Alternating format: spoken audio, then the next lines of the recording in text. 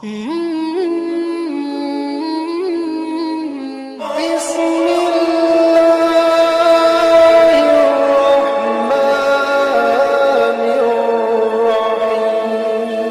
इस्तिकबाल करें। नारे तकबीर, नारे रिसालत, मसलके आला हजरत, नबी रहे आला हजरत, हुजूर मन्नानी मियां साहिब किबला।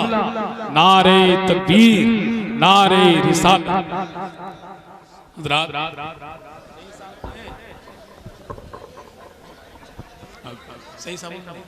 अब आइए जिस शख्सियत का हम और आप बहुत बेसब्री से इंतजार कर रहे थे, वो अजीम शख्सियत।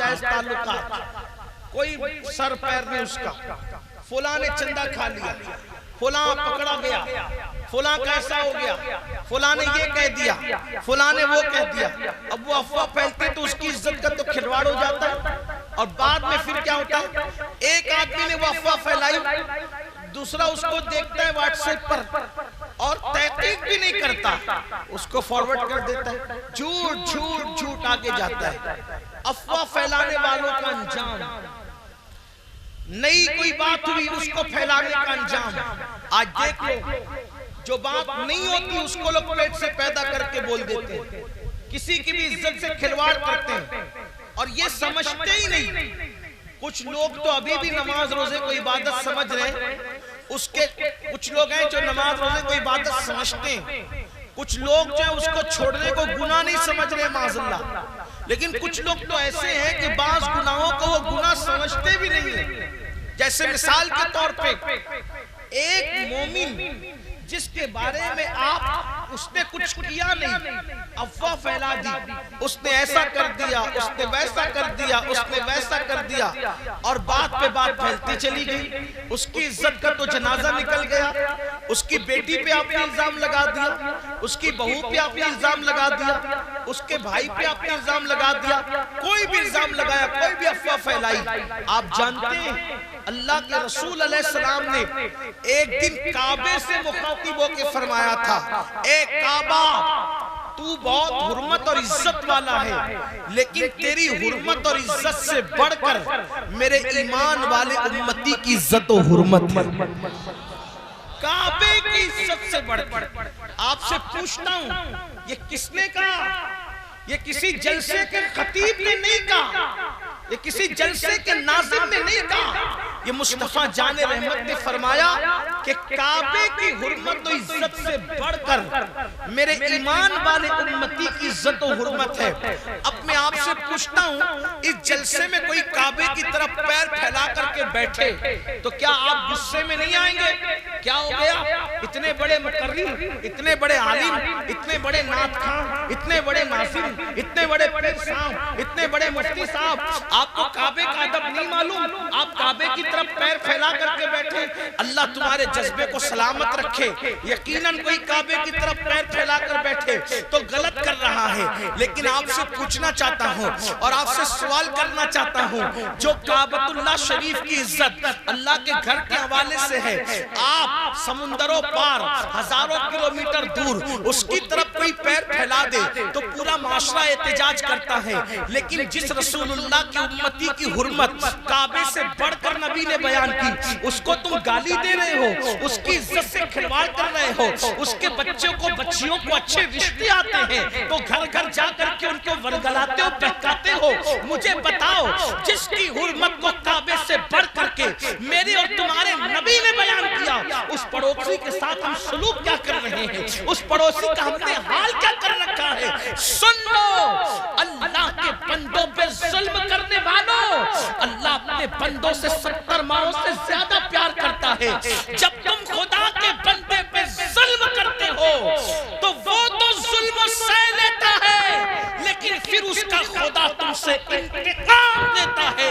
और अल्लाह उस वक्त जालिमों से इंतकाम लेता है जब इंसान जुल्म करके भूल जाता है, अपनी ताकत के बल पे, अपनी दौलत के बल पे, माशरे में अपने असर रसूख के बल पे तुम हर एक को डैमेज कर रहे हो, तुम हर एक को इज्जत को तार तार कर रहे हो। सिर्फ नमाज रोजा इबादत नहीं, मोमिनों की इज्जत करना ये भी इबादत है। बल्कि सरकार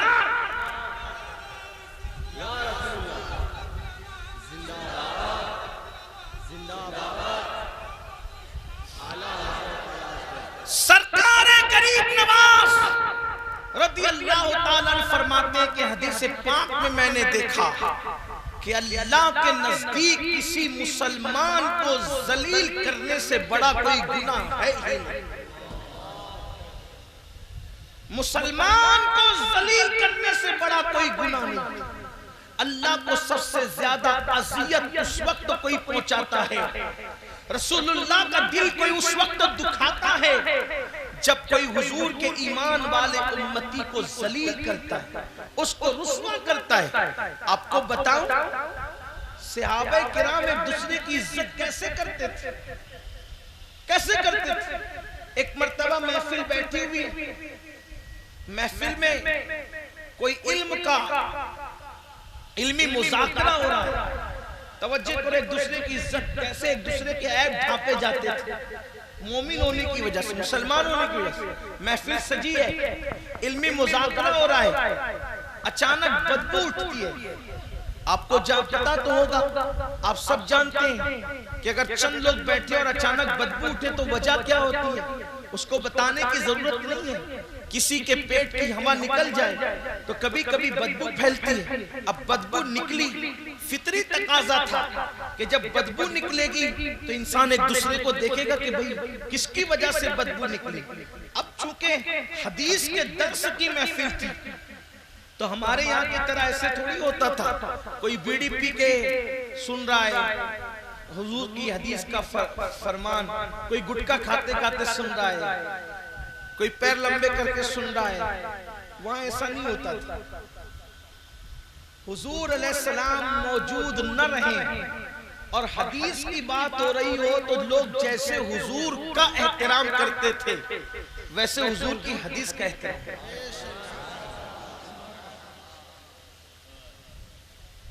इश्क सिर्फ ये नहीं ना मेरे भाई, इश्क सिर्फ ये नहीं कि आप नारा लगाएं कि गुलाम रसूल में मौत भी कबूल।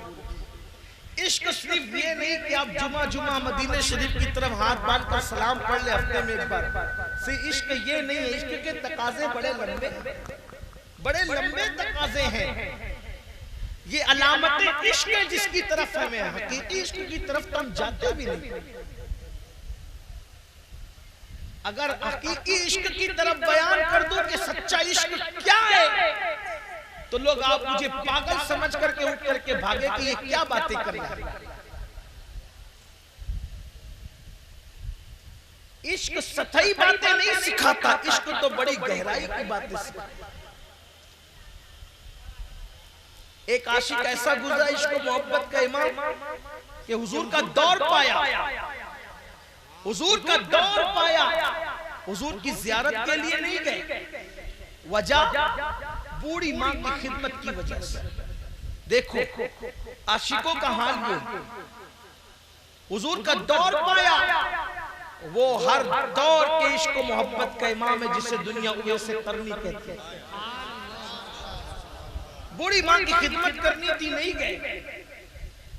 और आज हमारा क्या हाल है, आशिक है बहुत बड़े और मां सबसे ज्यादा बद्दुआएं दे रही है। जनाब इश्क रसूल का दावा किए हुए हैं और सबसे ज्यादा बद्दुआएं किससे मिल रही है, मां से।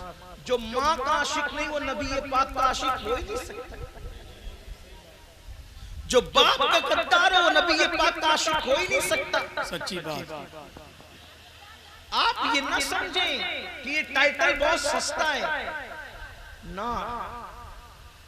एक बात याद रखना, मां का आशिक जो मां से इश्क करे, मुमकिन है वो नबी से इश्क ना करे, ऐसा हो सकता है, लेकिन जो नबी से इश्क करेगा वो माँ बाप का गद्दार कभी नहीं होगा। बेशक कोई नमाजी हो और नबी का आशिक हो जरूरी नहीं, लेकिन जो आशिक बन जाए वो बेनमाजी कभी नहीं हो सकता। बेशक हक। जो जुआ न खेले और हुजूर से इश्क करे ये कोई जरूरी नहीं, लेकिन जो आशिक रसूल हो वो कभी जुए के आलात को हाथ तक नहीं लगाएगा। जी वजह तकाज़े इश्क ये होता है कि जो महबूब को नापसंद है वो आशिक को भी नापसंद है। और हुजूर ने ये सारी चीजें बयान कर दी तो बात दूर न निकले। अर्ज ये कर रहा था कि हदीस की महफिल, इल्मी मुज़ाकरे की महफिल बदबू उठी। अब तकाजा बशरी और फितरी ये था कि एक दूसरे को लोग देखने लगे।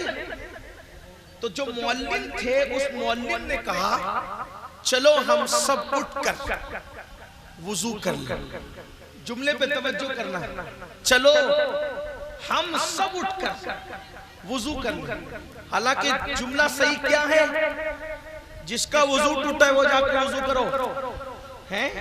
लेकिन क्या कहा? चलो हम सब उठकर वुजू कर। वुजू तो किसी एक का टूटा था ना, सब वुजू क्यों कर रहे थे? क्योंकि उस अकेले को अगर उठा करके भेजा जाता तो वो लोगों के सामने जलील हो जाता कि बदबू इसकी वजह से फैली। उसके ऐब पे पर्दा डालने के लिए कहा चलो हम सब मिल करके वुजू, ताकि उसकी इज्जत बच जाए, उसकी इज्जत महफूज हो जाए। और आज हालात क्या हैं? आज अंदाज़े जिंदगी क्या है? हालात यूं ही नहीं बदले हैं, तबाही यूं ही नहीं आई है, बर्बादी यूं ही नहीं आई है। इसलिए मेरे भाइयों, किसी के खिलाफ अफवाह मत फैलाओ, किसी के खिलाफ बकवास मत करो, किसी मुसलमान के खिलाफ गलत बातें न फैलाओ। अच्छा, अगर उसमें वाकई वो ऐब है भी, ये भी याद रखना, वाकई ऐब है भी। मिसाल के तौर पे आपने उसको कोई गुनाह करते देख ही लिया है, मुंह फेर लो, वहां से हट जाओ, वहां से चले जाओ।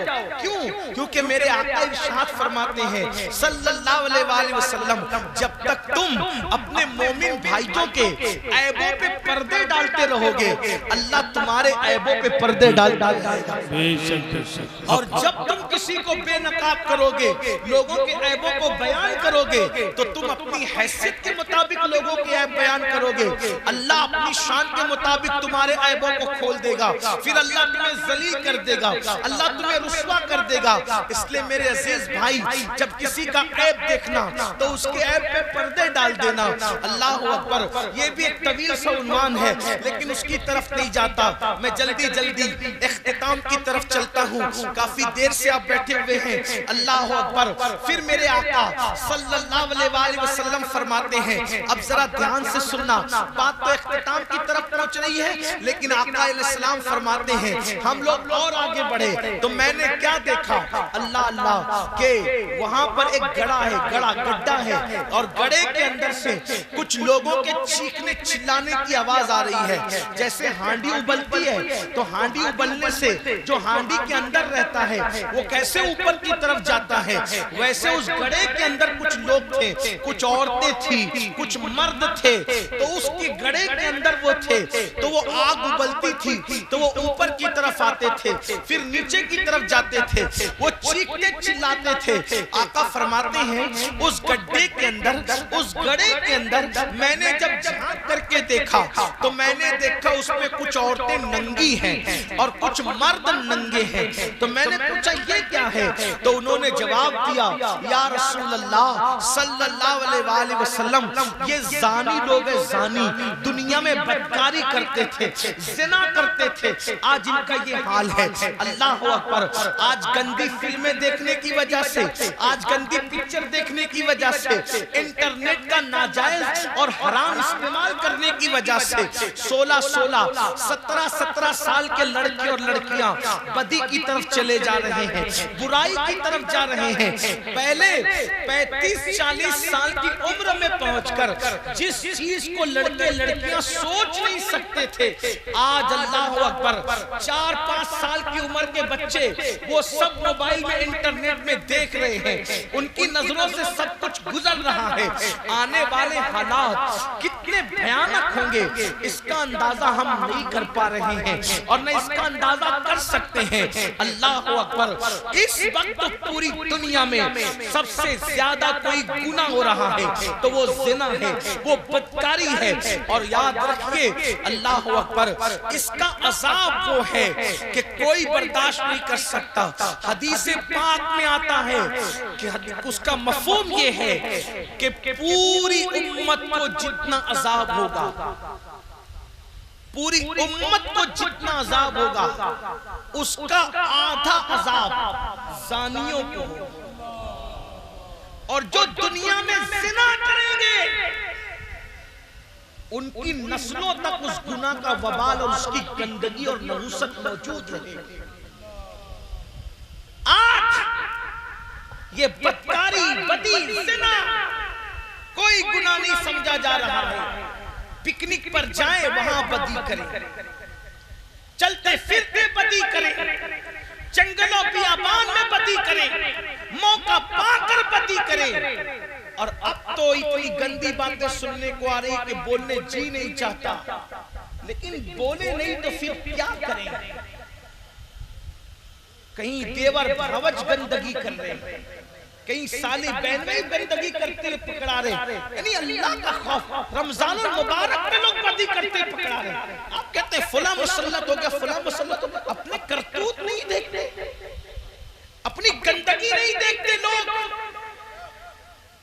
मेरे आका सल्लल्लाहु अलैहि वसल्लम के दीवानों, अल्लाह के रसूल सल्लल्लाहु अलैहि वसल्लम ने फरमाया कि जो बदी करके ज़िना करके गुस्ल करता है, उसके गुस्ल से जितने कतरे टपकते हैं, उन कतरों की तादाद के बराबर उतने शयातीन पैदा होते हैं। और वो सारे शयातीन कयामत तक बदी करते रहेंगे और उस सारी बदी का वबाल कयामत के दिन उसके सर होगा, अजाब उसके सर होगा जिसके ज़िना के गुस्ल से वो शयातीन पैदा हुए। और जो ज़िना के बाद गुस्ल करता है, गुस्ल तो करना ही है, जो ज़िना के बाद गुस्ल करता है तो हर गुस्ल के कतरे के बदले में एक एक साल के गुनाह का अजाब उसके नाम अमाल में लिखा जाता है। नहीं बर्दाश्त कर सकते 2 मिनट 3 मिनट 5 मिनट की लज्जत की खातिर क्यों लोग खुदा को नाराज करते हैं, क्यों लोग अल्लाह रब्बुल इज्जत से अजाब मोल लेते हैं, क्यों उसके गज़ब को दावत देते हैं।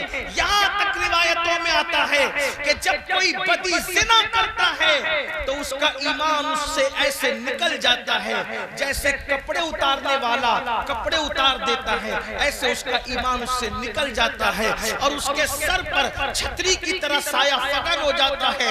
जब तक कि वो ज़िना में मुब्तला रहता है, उसका ईमान उसके दिल से निकलकर उसके वजूद पे छतरी की तरह साया फगन रहता है। अल्लाह अकबर। जमीन पर अल्लाह अल्लाह एक कैफियत तारी होती है, अर्श कांप जाता है। लोग ज़िना को क्या समझते हैं? फिल्मी दुनिया में जिंदगी गुजार रहे हो, फिल्म के हीरो हो, जो चाहे कर लो, कुछ नहीं। मुसलमान हो, रसूलुल्लाह का कलमा पढ़ा है और फरमाया गया जब जमीन के ऊपर ज़िना होता है तो खुदा का अर्श कांप जाता है। जिससे अल्लाह का अर्श कांप जाए उसे ज़िना कहते हैं। और फिर क्या होता है?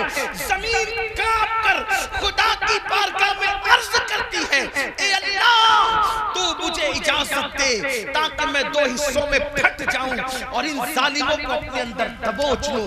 लेकिन कुछ नेक लोगों की नेकियां उसको ऐसा करने नहीं देती। अल्लाह तबारक व तआला जमीन को इसकी इजाजत नहीं देता। अगर जमीन फटने लगे और लोगों को दबोचने लगे तो जमीन कितनी रह जाएगी। अल्लाह अकबर। इसलिए इस मजमे में बैठे हुए लोग ऐसे नहीं हैं, लेकिन तकरीर की आवाज तो इंटरनेट की वजह से पूरी दुनिया में पहुंचती है ना। अल्लाह करे उनके वजूद लोगों के कानों तक की बात पहुंचे कि लोगों कब तक की आवारगी करोगे, कब तक इजाशी करोगे, कब तक खुदा के गज़ब को चैलेंज करोगे, कब तक खुदा की नाफरमानी करोगे, कब तक चमड़ियों की लज्जत की खातिर मेरे अल्लाह को नाराज करोगे। वो अल्लाह जिसने तुम्हें पैदा किया, जिसने तुम्हें रोजी दी, जिसने तुम्हें बड़ा किया, जिसने तुम्हारे जिस्म में ताकत और कुव्वत दी, उसको कब तक चैलेंज करके उसकी नाफरमानी करोगे। वो हलीम है, वो सत्तार है, वो गफ्फार है, याद रखना। मगर एक वक्त वो जरूर आएगा जिसे मौत कहते हैं।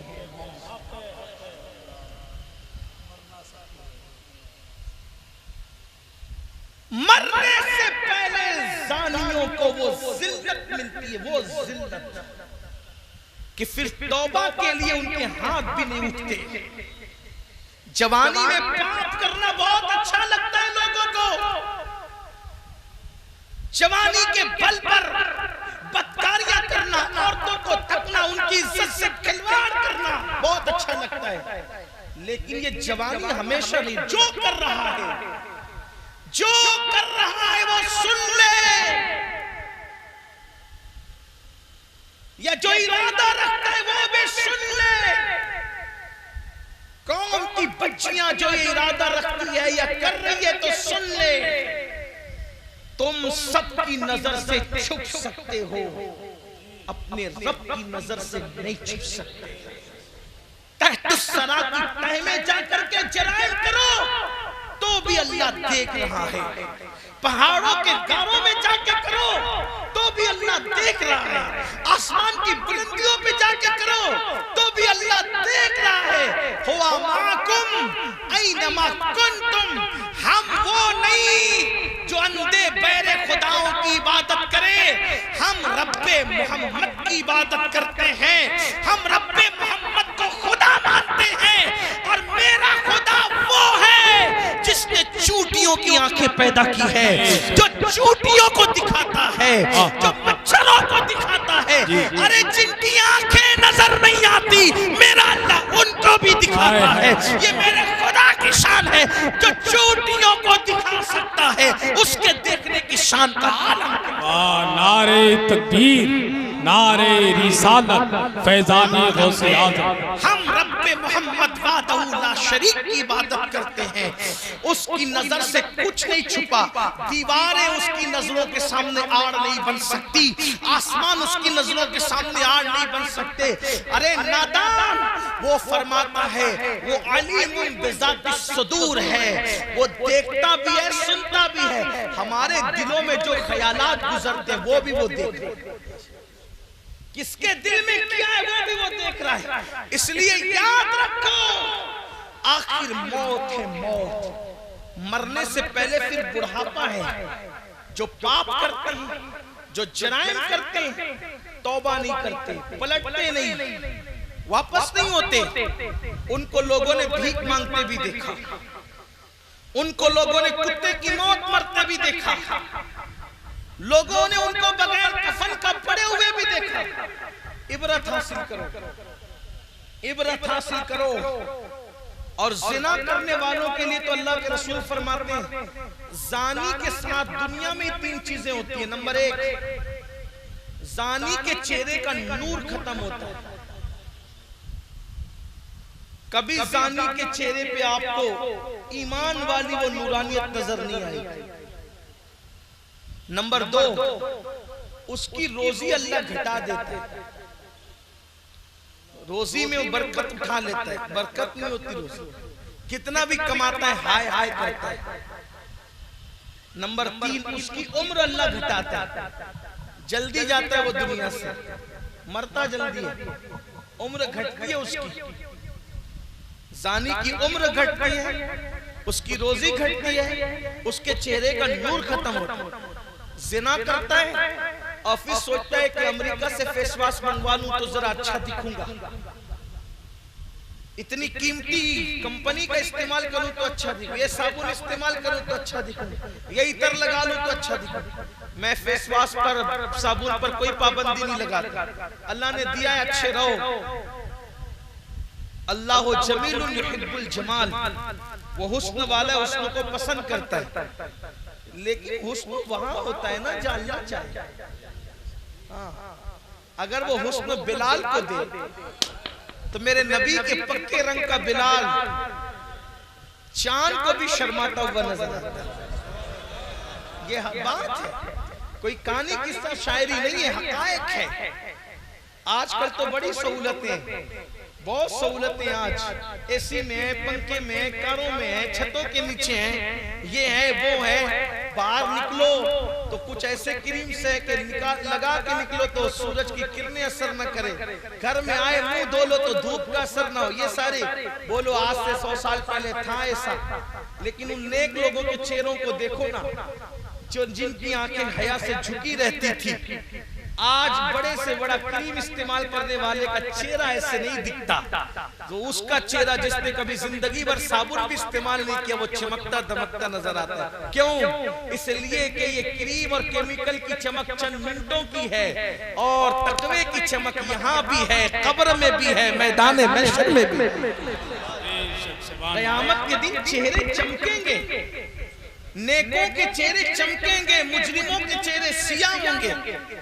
वहां यहाँ किसकी चमड़ी कैसे भी हो, वहां तो अमाल की वजह से चमड़ियां होगी। चेहरे की सियाही और चेहरे की चमक वहां अमाल की वजह से होगी। यहाँ मेहनत कर रहे हो चेहरे पे, अल्लाह के बंदो दिल पे मेहनत करो। अल्लाह के बंदो बहुत दिन तक हमें दुनिया में नहीं रहना। हमने कई लोगों को कंधे पे उठा उठा करके कब्रों में लिटाया है, ऐसे ही हमें भी लिटाया जाएगा। लेकिन अल्लाह वालों, अल्लाह के बंदो, अगर बदी कर रहे हो तो तौबा कर लो, पलट आओ। आखिरी एक बात अर्ज कर दूं, फिर अपनी बात समेट लूं। मेरे आका फरमाते हम आगे बढ़े। जब हम आगे बढ़े तो आगे बढ़ने के बाद अल्लाह के रसूल अलैहिस्सलाम फरमाते मैंने देखा एक खून का दरिया है, खून का दरिया, और उस दरिया के अंदर एक बंदा तैर रहा है। और जब वो तैर करके मुंडी बाहर निकालता है तो एक दूसरा बंदा है, वो बहुत सारे पत्थरों को उसने जमा कर रखा है, वो पत्थर फेंकता है, उसके मुंह में जाता है, वो फिर डुबकी लगाता है, खून के दरिया में फिर गर्क हो जाता है। खून का दरिया है वो। मैंने पूछा ये कौन है, तो कहा ये सूद के धंधे करने वाला, हराम कारोबार करने वाला। आज ये भी हो रहा है और बहुत हो रहा है। याद रखिए, जो बंदा हज को जाता है, हज को, हज करना सारे गुनाहों का कफारा हो जाता है, सब गुनाहों को मिटा देता है हज।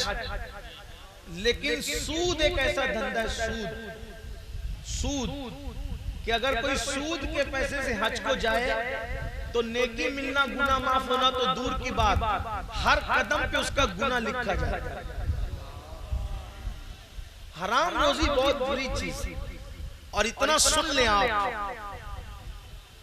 कि आप हराम से कमाइए या हलाल से, आप हराम से कमाइए या हलाल से, मिलना उतना ही है जितना तकदीर में लिखा है।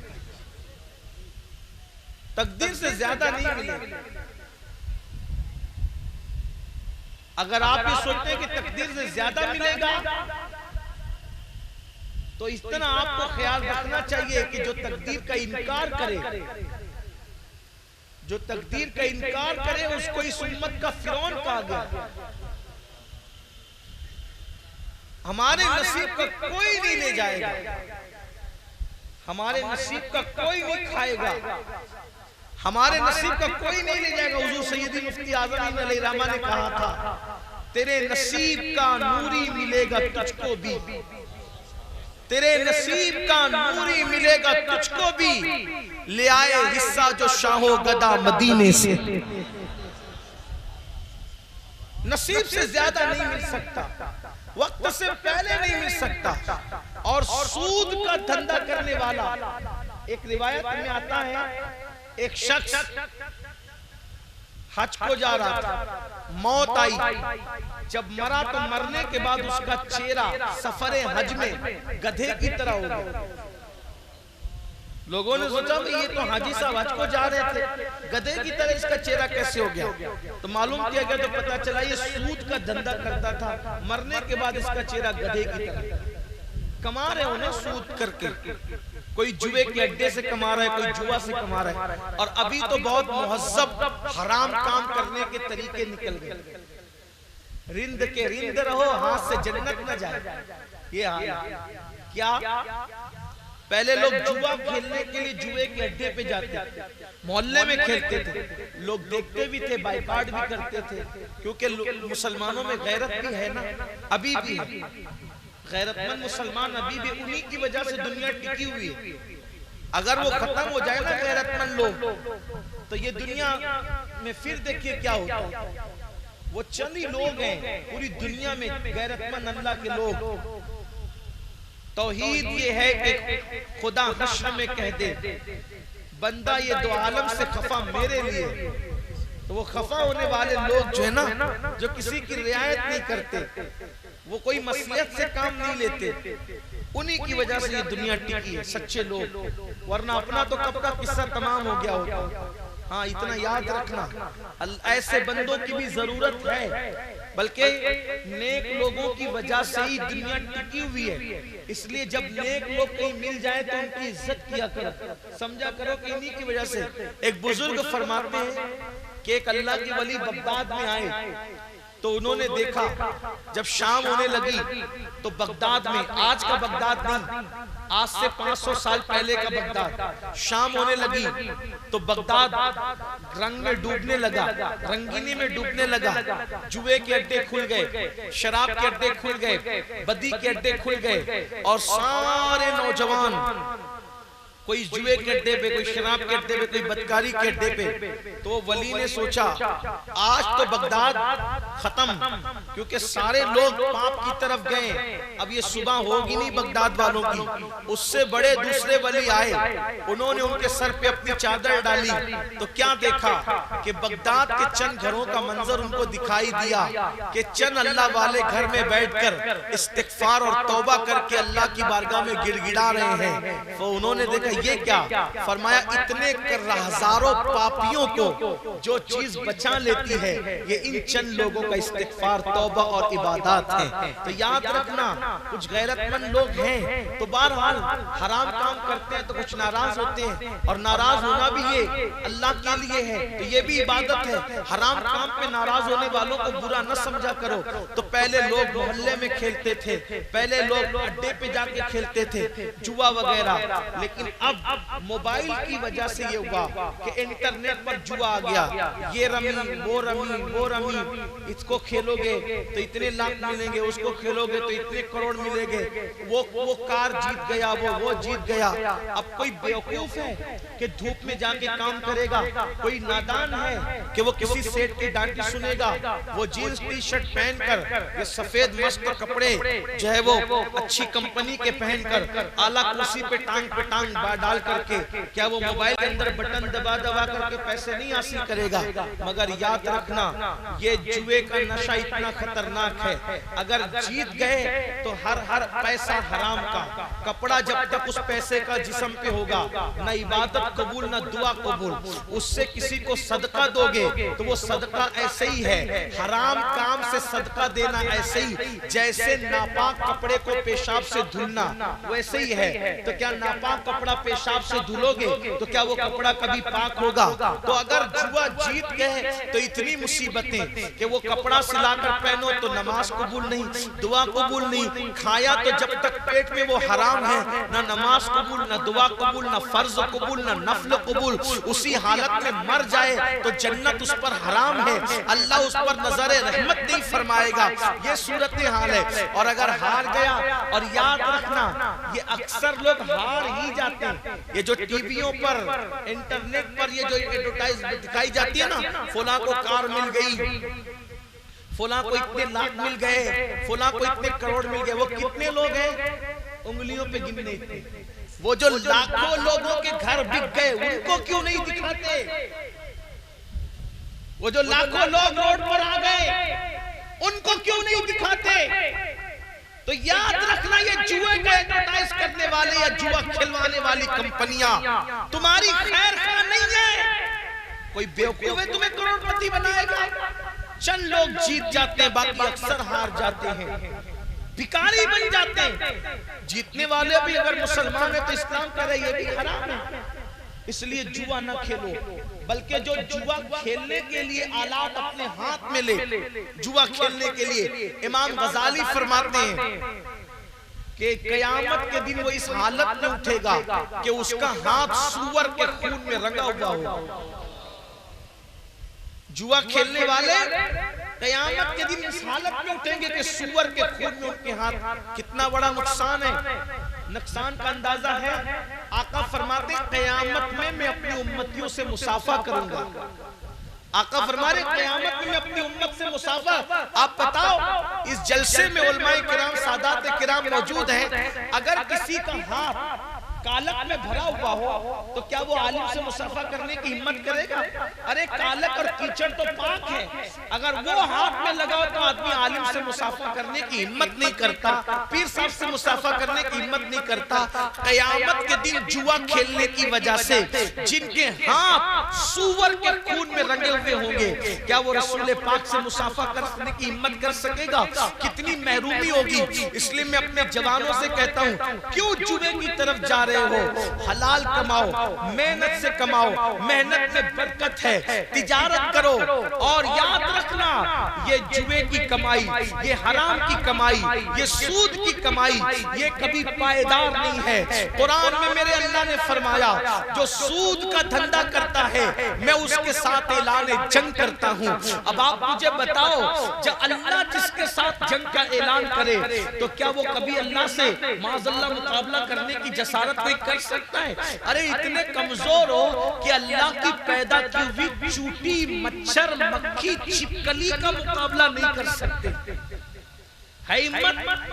एक मक्खी अगर आकर के बैठ जाए ना, सताने पे आ जाए, नींद खुल जाती है लोगों की। मच्छर डंक मारने पर आ जाए, नींद नहीं आती लोगों को। छिपकली देख ले, आदमी भाग जाते अपने खुद के कमरे से निकल के। मेरे अल्लाह की इस हकीर मखलूक का कोई मुकाबला नहीं कर सकता। अल्लाह फरमाता है, जो सूद के धंधे करे मैं उसके साथ ऐलान जंग करता हूँ, मैं उसको तबाह करूंगा, मैं उसको बर्बाद करूंगा। तो याद रखना, हराम काम करके लखपति करोड़पति बनने वालों, अल्लाह ने तुमको हलाक करने, तबाह करने और बर्बाद करने का ऐलान अपने कलाम में फरमा दिया। इसलिए ये सारी चीजें हुजूर को बताई गई ताकि हुजूर देखें और अपनी उम्मत को बयान करें, अपनी उम्मत को बताएं। अब मेरे भाइयों, अगर तबाही से बचना है, अगर बर्बादी से बचना है, अल्लाह के लिए तौबा कर लो, अल्लाह की तरफ पलट आओ। अल्लाह ने जिंदगी दी है, कितनी जिंदगी है हमें नहीं पता, हमें नहीं मालूम। इसलिए कौन कौन जलसे से उठ के खड़ा होगा और कौन नहीं होगा, इसकी कोई गारंटी नहीं। कई मुकर्रिर ऐसे जो जलसे की कुर्सी पर इंतकाल कर गए, मर गए बेचारे। कई पब्लिक ऐसी कि जो आए थे सलाम भी नहीं पढ़ सके, इंतकाल कर गए। इसलिए हर वक्त तौबा करते रहो, हर लम्हा तौबा करते रहो, अपने गुनाहों से, अपने गुनाहों के हवाले से अल्लाह की बारगाह में माफी मांगते रहो, अल्लाह से डरते रहो। पता नहीं किस हरकत से वो नाराज हो जाए, उससे माफी मांगो। और हर नेक काम करो, पता नहीं किस अदा से वो खुश हो जाए। अरे वो तो ऐसा कर्म करने वाला है, कोई रास्ते से तकलीफ देने वाली चीज को हटा देता है, अल्लाह उससे भी खुश हो जाता है। एक बात याद आ गई, आका फरमाते में जन्नत में गया तो मैंने देखा एक बंदा जन्नत में है जो जहां जाता है चला जाता है, उसको कोई रोक टोक नहीं है। मैंने कहा तूने अमल क्या किया था कि जो जहां जाता है तू चला जाता है? तो उसने कहा, या रसूल अल्लाह, हमारे मोहल्ले में एक दरख्त था और वो लोगों को तकलीफ पहुंचाता था, रास्ते में था। मैंने रास्ते में तकलीफ देने वाले दरख्त को वहां से हटा दिया, लोगों की राहत के लिए अल्लाह ने मुझे जन्नत में ये मकाम अता किया कि मैं जहां जाता हूं चला जाता हूं।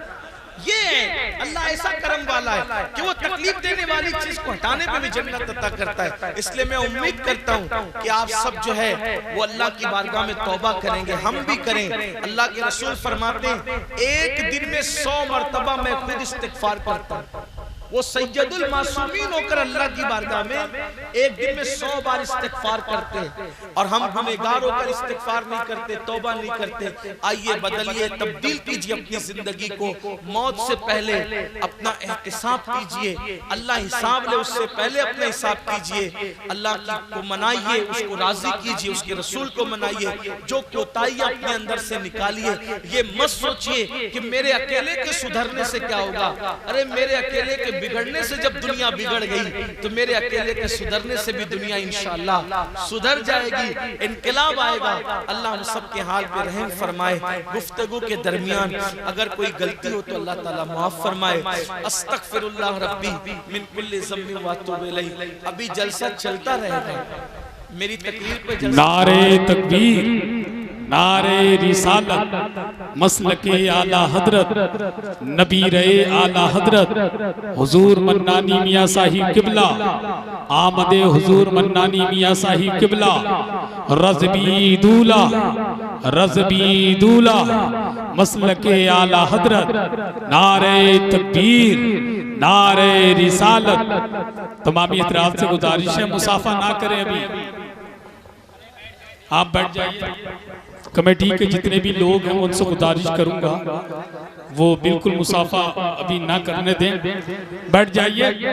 नबी रहे सरकार आला हजरत पीरे तरीकत रहबरे राहे शरीयत हुजूर मन्नानी मियाँ साहिब किबला की आमद हो चुकी है।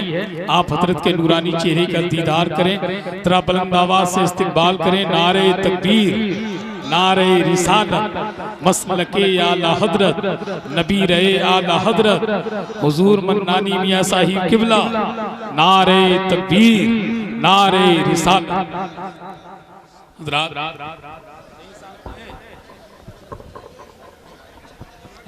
सही समझ। अब आइए जिस शख्सियत का हम और आप बहुत बेसब्री से इंतजार कर रहे थे वो अजीम शख्स, आप बैठ जाइए। ऐसा नहीं है कि हज़रत तशरीफ ले आए हैं और इंशाअल्लाह आप अभी प्रोग्राम चलेगा। बड़ी अच्छी तकरीर सैयद साहब से आपने समाअत की है। दुआ करें अल्लाह हम सबको अमल की तौफीक अता फरमाए।